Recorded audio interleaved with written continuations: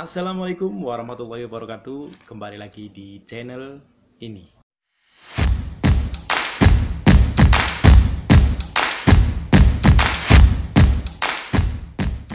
Konten video kali ini saya ingin membagikan salah satu rahasia, salah satu trik yang mungkin kalian tidak akan temukan di video manapun atau di seminar apapun.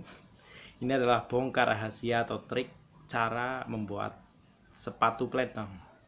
Ternyata sepatu plentong itu bisa loh kita bikin sendiri. Oke, sebelumnya buat kalian yang belum tahu apa sih sepatu plentong itu. Nah, seperti ini teman-teman, sepatu plentong. Jadi dia kakinya itu tinggi sebelah. Kenapa dinamakan plentong? Mungkin karena ini ya semacam diplentongin atau dilengkungin. Secara fungsi, sepatu plentong ini hampir sama dengan sepatu stick. Tapi bukan sepatu stick yang ini. Juga bukan sepatu stick yang ini. Fungsi dari sepatu plentong adalah untuk menjahit tepian supaya rapi dan mudah.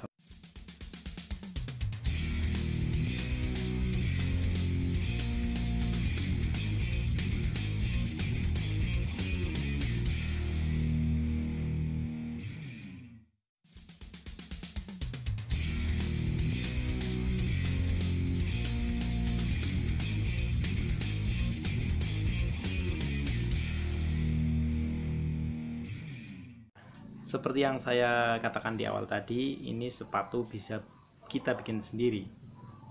Saya mau cerita sedikit, saya kenal sepatu plentong ini sebetulnya udah lama, dari sekitar tahun 2008.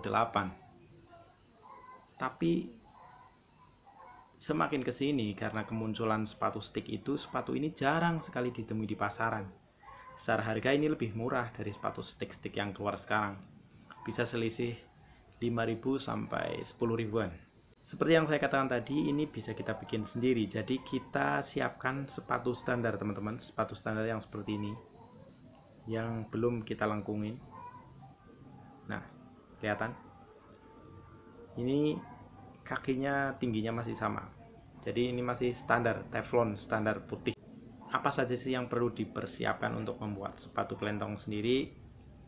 Kalian perlu persiapkan cutter, korek gas, dan juga tang. Supaya lebih jelas dan paham, kalian simak video saya kali ini sampai habis.